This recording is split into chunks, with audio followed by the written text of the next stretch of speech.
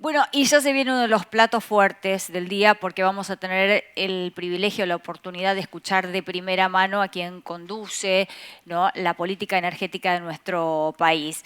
Nuestra invitada es licenciada en Economía por la Universidad Nacional de La Plata. Tiene un máster en UCEMA. Suma más de 30 años en la industria con pasos por compañías como Camusi, Metrogas, Total Austral, además de haber ocupado posiciones del máximo nivel ejecutivo en la gerencia general, por ejemplo, de NRG Energía. Bueno, una funcionaria que conoce el sector desde adentro y desde hace muchísimo tiempo, así que recibimos aquí en el escenario a la secretaria de Energía de la Nación, María Tetamanti, y vamos a convocar a Julián Guarino para que la entreviste. Bienvenidas.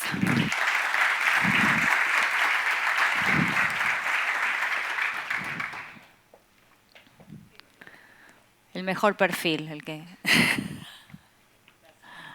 ¿Estás bien ahí? Bueno, gracias, Pau. Buen día, María, ¿cómo estás? Buen día, un buen día a gusto. todos. Bueno, gracias por estar con nosotros en el día de la fecha. Gracias a ustedes. Tomamos un cafecito hace un ratito y ya estuvimos poniéndonos al día. Hay mucho para preguntarle a María Tetamanti, a la secretaria de Energía, sobre todo teniendo en cuenta cuál es el objetivo de nuestra jornada en el día de hoy, porque son todos los sectores. Entonces vamos a privilegiar tu mirada con respecto a cada uno de esos sectores, dónde estamos parados hoy y cuál es la perspectiva, qué es lo que estamos viendo o podemos tratar de intuir que puede pasar en un futuro cercano. Yo tomaba, y ya te dejo por favor que nos des tu mirada, tomaba tu frase de hace un ratito y que me decías, es muy importante pensar en este momento dónde estamos y sobre todo qué fue lo que nos trajo hasta acá para poder eventualmente, bueno, si estamos bien y nos parece que estamos atravesando un buen momento, potenciar eso. María. Bueno, gracias. Primero, gracias por la invitación. Gracias a todos por venir.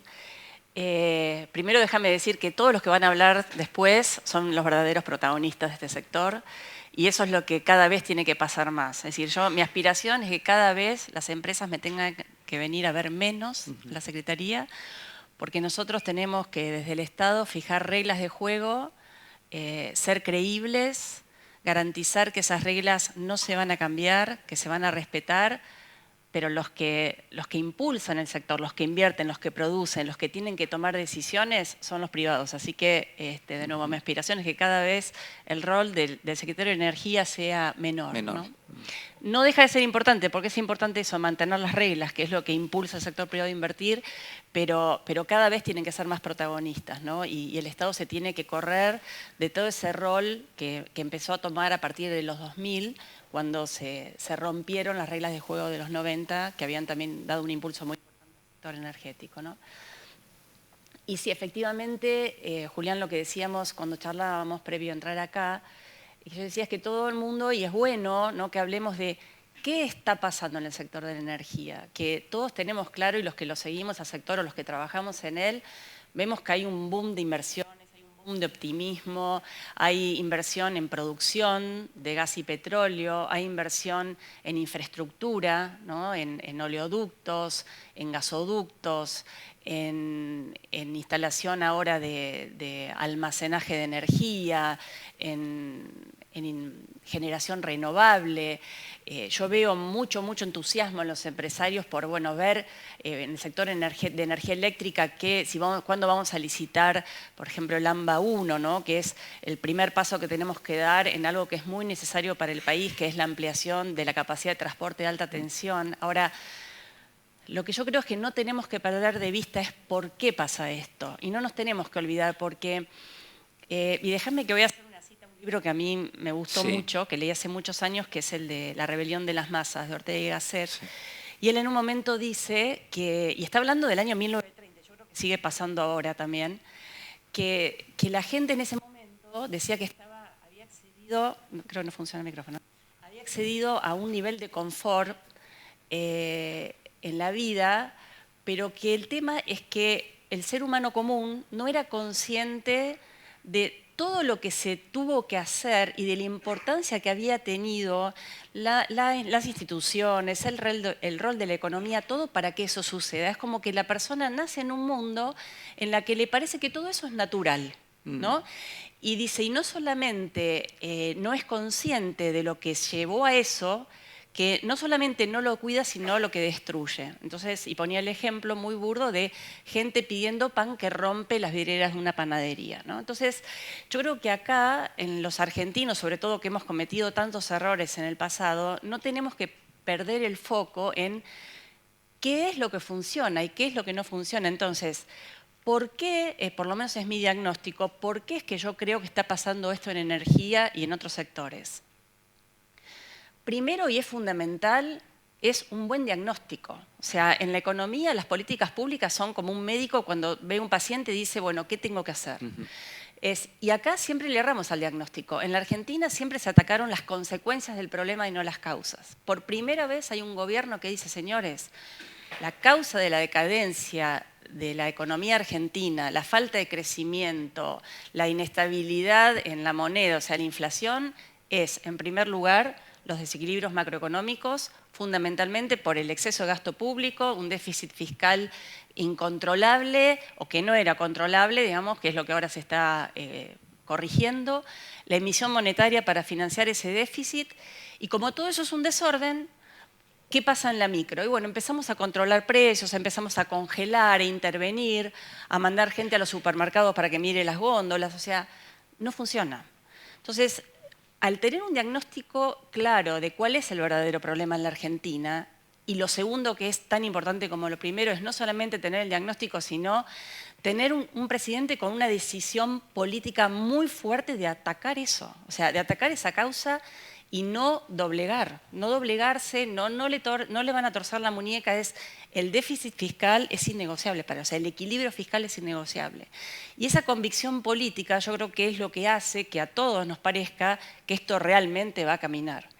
Ahora, no lo podemos descuidar, o sea, la Argentina no se resuelve en 4 años. Necesitamos muchos años para realmente resolver los problemas de este país y por eso yo creo que no perdamos de vista siempre sí, podemos hablar y está bien, hablemos de números. El año pasado casi 8.000 millones de dólares de superávit sí. de la balanza comercial energética. Este año vamos a superar los 10.000. La producción de petróleo en 893.000 barriles diarios como récord y va a seguir creciendo.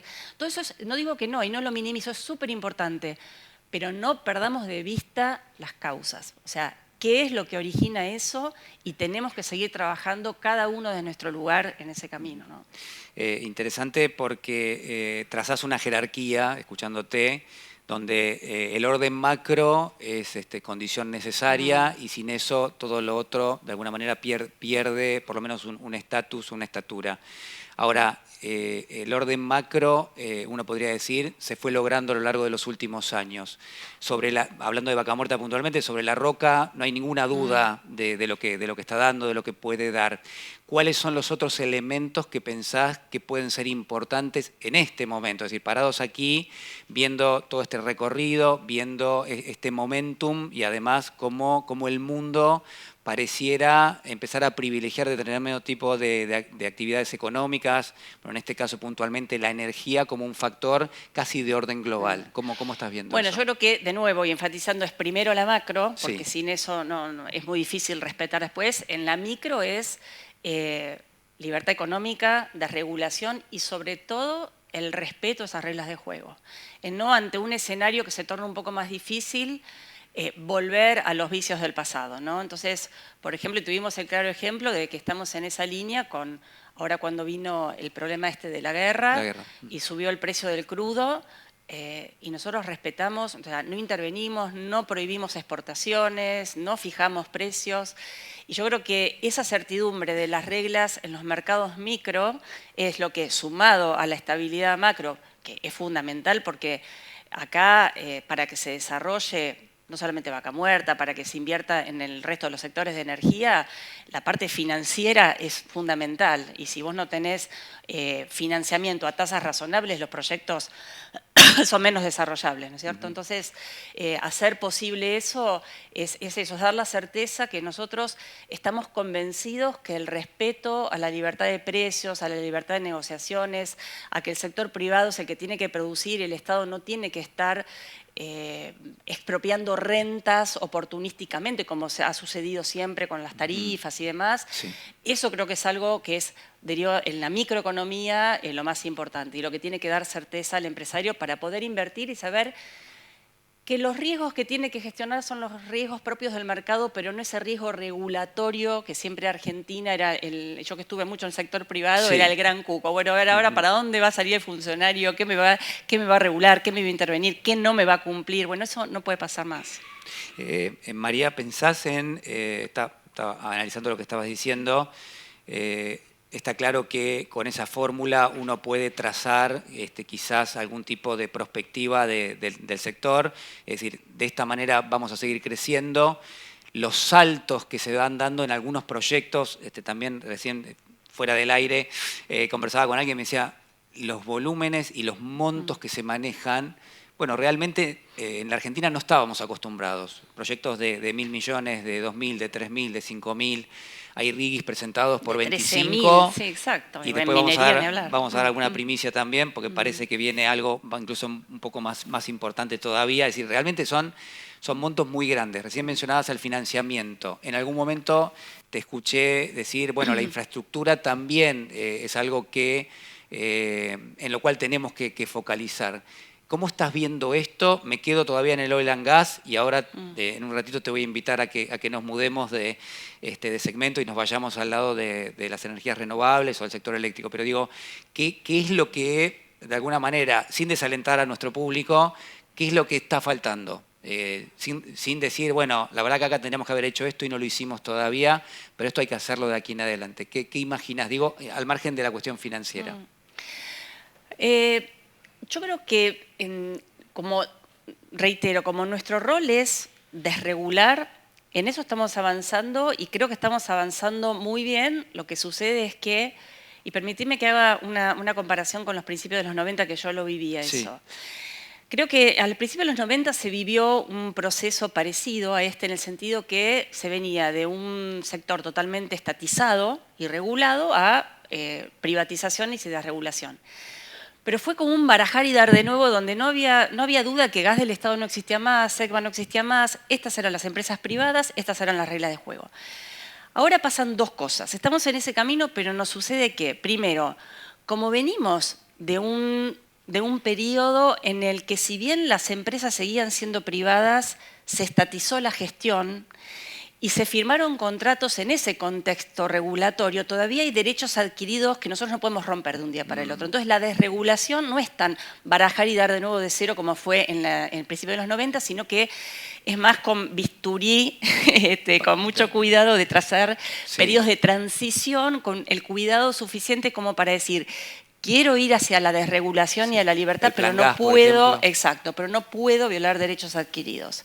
O la injerencia, por ejemplo, de Camesa en roles que no le corresponden, pero que bueno, todavía hay contratos, PPA que firmó Camesa, que se van a respetar. Entonces, ese camino es mucho más difícil, pero lo importante es que lo estamos transitando, ¿no? Y estamos de a poco, ya hemos, bueno, la resolución 400 en el sector de energía eléctrica, pero perdón, me estoy yendo al otro sector, en gas natural. Te mudaste. En gas natural es eso, una vez que finalice el plan gas, nosotros ya lo estamos diciendo, no va a haber otro plan gas a partir del 1 de enero del 29. O sea, respetamos esto, pero ya saben pero ya sabemos que el camino son negociaciones bilaterales entre las partes, el Estado no va a hacer ni subasta, ni licitación, eso le cabe al sector privado.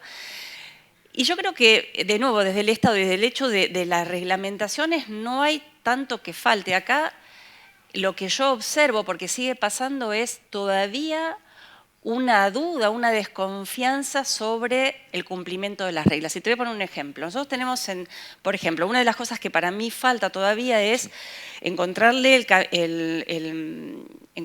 la forma de ampliar más la capacidad del sistema de transporte de gas, ¿no? Ahora está, bueno, TGS con la iniciativa privada que están haciendo las obras, pero ahí va a haber que hacer más ampliaciones, sobre todo para el sistema norte. Y claro, y la gente le tiene terror a la 24076. O sea, no, pero ¿cómo una ley que después tarifa y me la van a congelar? O sea, de nuevo, y por eso insistí tanto en la primera parte de la charla, porque creo que es muy importante que, primero, tengamos claro cuál es el camino y que confiemos en que ese va a ser el camino. Porque si no, ese riesgo, que es absolutamente entendible, es lo que traba algunas decisiones. Entonces, las empresas quieren ir por la colectora, o sea, no quieren ir por la ley, quieren ir por colectoras, que a veces no son figuras fáciles de encontrar para hacer esas ampliaciones. Entonces, ahí tenemos, o sea, en la infraestructura de transporte de crudo se está avanzando, o sea, no hay duda que el proyecto Vemos es súper importante. Bueno. En gas natural, para mi gusto, vos pensás que la iniciativa privada de TGS, sumado a lo que fue la construcción del gasoducto Perito Moreno, que en total entre los dos traen 35 o 36 millones de metros cúbicos de Neuquén, lo único que hace es compensar el gas que perdimos de la cuenca norte y de la cuenca austral. No es que estamos mejor en cuanto a cuánto gas podemos transportar. Sí, es exactamente igual. Estamos iguales, ¿no? Entonces uno ve que si el país crece y crece el consumo de industria, sobre todo algunas, bueno, fertilizantes, todo lo que ahora tiene que... O sea, la matriz productiva claramente en el país va a cambiar porque cambian los precios relativos, ¿no? Los que estaban fijados artificialmente, ahora vamos a... No, este es el set de precios, estas son las empresas que son competitivas, estas son las que no. Y en eso va a haber también un desafío para llevar más gas a los centros de consumo y ahí todavía creo que falta. Ahora sí, te llevo al sector de la energía eléctrica, que también sé que hay mucha inquietud en términos de lo que es el transporte sobre todas las cosas, ¿no? Generación, transporte y distribución. Muchas veces lo que hemos visto, incluso también en el sector de energías renovables, es que el énfasis está puesto o en la generación o en la distribución, pero el transporte es mucho más complejo. ¿Por qué? Porque no hay acceso al financiamiento, eventualmente no se han acompañado determinado tipo de proyectos, o porque directamente hasta ahora no había un cambio de reglas de juego como el que estás marcando que empieza a tenerse. Digo, ¿cómo estás viendo ese segmento en particular? Bueno, en transporte de energía eléctrica, en transporte de alta tensión, yo a pesar de que hice denodados esfuerzos por pensar una forma de que el Estado no se metiera, sí, porque es mi visión, y además porque yo venía del mundo del gas y en el gas es así, o sea, viene TGS o TGN y te dice cuánto necesitas, hacen el proyecto y vos compras tu propio transporte y no hay un CAMESA del gas, o sea... pero efectivamente, por las características físicas del sistema de transporte de energía eléctrica, el Estado tiene que hacer la licitación, o sea, decir qué obras hay que hacer y vamos a hacer la licitación.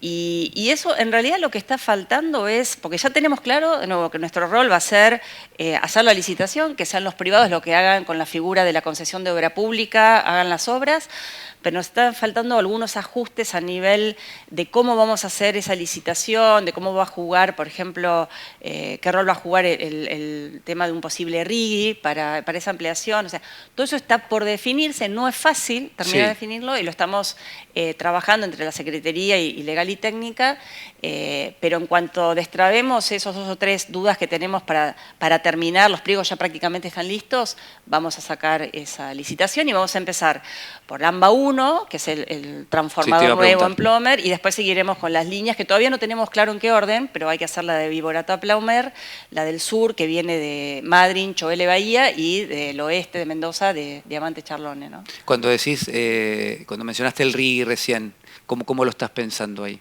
No, es que justamente eso es lo difícil, porque va a haber una concesión, entonces estamos viendo... A ver, son proyectos de una envergadura tal que por el nivel de inversiones y por las características es muy factible que tengan RIGI, pero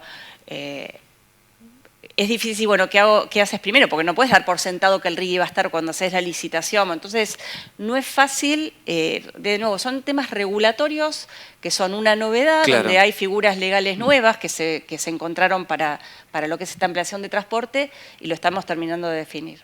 ¿Qué pasa con las energías renovables? Que hemos visto una expansión muy grande en los últimos años, pero que hoy también tienen una especie de cuello de botella así en el tema del transporte, ¿no? Bueno, es que justamente la ampliación del sistema de transporte es la que va a permitir la instalación de nuevos proyectos, porque hoy los proyectos que se instalan porque tienen la garantía de despacho.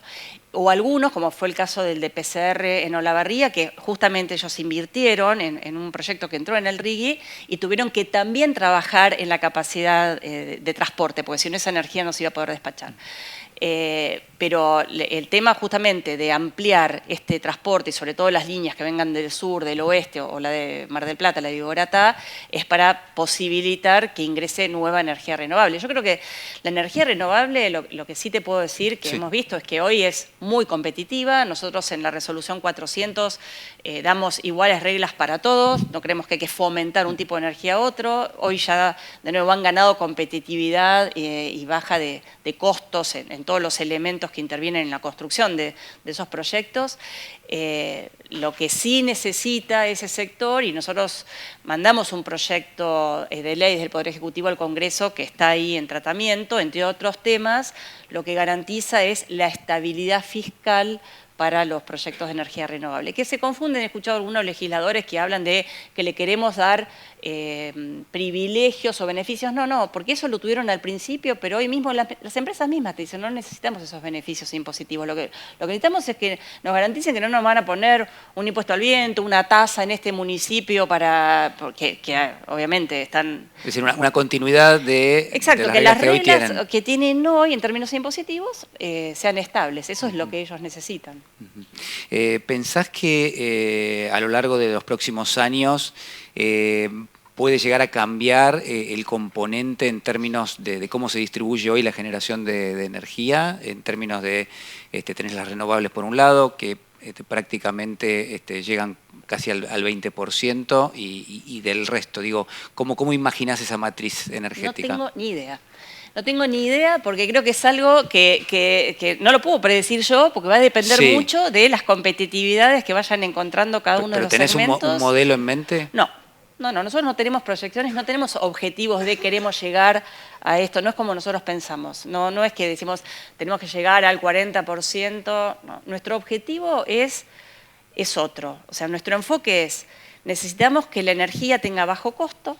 Para que la energía tenga bajo costo y sea asequible para el usuario residencial, para la industria y todo, tiene que ser eficiente, y para que sea eficiente no hay mejor que el sector privado que, como decía recién, viendo reglas de juego claras, estables, con costos financieros bajos y demás, tomen las decisiones de la energía que tenga que generarse. Nosotros no nos ponemos ni un objetivo ni vamos a intervenir en eso. Ahora sí, te cambio de tema, te llevo al GNL. Creo que lo conversábamos afuera, hay una especie de casi de pregunta obligada. No te la voy a hacer de esa manera, pero digo, muchas veces se compara la importación de GNL para el invierno en la Argentina con la producción que obviamente va a ir escalando del gas de Vaca Muerta y de otras zonas, si es compatible o no tanto. Has explicado muchas veces que en algún punto tener infraestructura que realmente no se utilice el resto del año, la verdad que no es viable en ese sentido. ¿Cómo imaginás, acá sí te puedo preguntar, teniendo en cuenta la experiencia de los últimos meses, cómo imaginás el sector del GNL y puntualmente en el caso de las importaciones, si te parece que va a haber que seguir importando GNL en los próximos años? Yo creo que en los próximos años sí, algo va a haber que seguir importando porque tu alternativa es o importás GNL o consumís gasoil, porque básicamente en los picos de invierno lo que sucede es que la capacidad de transporte existente se le tiene que dar prioridad a la demanda residencial y comercial, que es la que no se puede cortar. Y después viene la industria y la generación. La industria, algunas tienen combustible alternativo, que sí. Otras no, y la generación claramente tiene la mayoría gasoil. Hay algunas plantas que solamente pueden consumir gas natural, ¿no? O GNL regasificado. Pero yo creo que de nuevo, y vuelvo a lo mismo, lo va a definir el sector privado porque cuando salgan las transportistas a ver qué costos de expansión tiene el sistema para eventualmente cubrir los picos de consumo, y va a haber que hacer cuentas. ¿Y qué me conviene a mí? ¿Tener un transporte interrumpible todo el año y en ciertos días del año comprar GNL o No, pago esa capacidad de transporte firme todo el año. Es un tema de costos relativos y se verá. Yo creo que en los próximos años, menos que este año, y a partir del año que viene que va a estar la IP de TGS con 14 millones de metros más, 12 de ellos en el Gran Buenos Aires, vamos a necesitar menos GNL que este año. Y fíjate que nosotros este año, hasta la decisión de cuánto GNL la dejamos más en el sector privado, porque este año por primera vez transparentamos el hecho de que es la industria en realidad la que se quedó sin transporte y por ende la que tiene que comprar el GNL regasificado, que yo entiendo que no les gusta porque es más caro que el gas natural, pero ese es el verdadero marco regulatorio, esas son las verdaderas prioridades, y la industria ahí decide, dice, bueno, yo con estos costos, estos días, paro la planta, consumo otro combustible alternativo, algunas han hecho eso, que tenían tanques o de fuel oil o de gasoil, o sí, contrato GNL regasificado y lo pago, y bueno, y esa es la forma eficiente, o sea, que los precios y tarifas reflejen los costos y que los privados tomen decisiones en función a costos reales y no a números arbitrarios que el Estado fija dando privilegios a uno u a otro, ¿no? Sí. El repliegue del Estado en términos de ser uno de los actores, pero sí el Estado reglando. Sí, sí, sí. Siempre se repite el mismo esquema. Sí, sí, exactamente. Te voy a hacer la última pregunta porque ya hemos abusado de tu tiempo esta mañana. Hablabas recién de infraestructura, de generación, de las reglas de juego. ¿Es posible pensar en una integración regional en términos energéticos? La Argentina ha tenido distintos tipos de encuentros con Chile, con Brasil, proyectos que están en marcha. Se le vende ya energía a estos países, pero ¿imaginás una integración mucho más importante? Sí, yo creo que la integración va a volver a ser. Nosotros tuvimos una integración importante en los 90, le exportábamos a Chile 20 millones de metros cúbicos día aproximadamente, exportábamos gas a Brasil, exportábamos gas a Uruguay. Gran parte de la cosa es un poco lo que yo comentaba que pasa también acá con algunos empresarios argentinos que todavía, y lo entiendo, miran con algún recelo, dicen, bueno, apuesto, pero no tanto. Pero los chilenos ahora yo veo que están empezando a confiar en la Argentina, porque tienen sus razones para desconfiar. Los dejamos de un día para el otro, le empezamos a cortar el gas allá por el 2004. Y creo que en Chile hay interés por el gas argentino, incluso podría ser una vía de salida al Pacífico, ¿no? A través de las plantas que hoy tienen de GNL, hay algunas empresas que tienen un proyecto en ese sentido. Entonces yo creo que la integración regional, a ver, como todo comercio da ganancias, ¿no? O sea, el comercio es bueno entre países y la energía no es una excepción. Está bueno que se exporte y que se importe. Importar no tiene nada de malo. Acá es como una mala palabra a las importaciones. O sea, eso de ser autosuficientes no Pero es... eso por el déficit de divisas, me parece, ¿no? Históricamente, que uno de los problemas que comentamos. Yo creo que es un tema ideológico, que parece que nosotros tenemos que producir todo. No, Argentina no tiene que producir todo. Argentina tiene que producir en lo que es bueno y en la parte de energía también, porque ahí no solamente es lo que producís, sino también de los puntos de interconexión. ¿Por dónde exporto? ¿Por dónde importo? Entonces, tanto en energía eléctrica como en gas natural, como en crudo, está bueno que tengamos saldos exportables, o en alguna época del año exportaremos, en otra importaremos, y lo importante es que eso se ha decidido, y perdón que sea reiterativa, pero por el sector privado y con las señales de precios. Y eso es lo que va a determinar. Y lo que se importa, mientras que lo que se importe y lo que se exporte no sea consecuencia de una decisión arbitraria del Estado, sino por el natural devenir de los mercados respondiendo a señales de precios, a la asunción de riesgos y demás, eso va a ser lo más eficiente y lo óptimo. María, muchísimas gracias por estar con favor, nosotros en el día de hoy. María Tetamanti. Gracias. Gracias.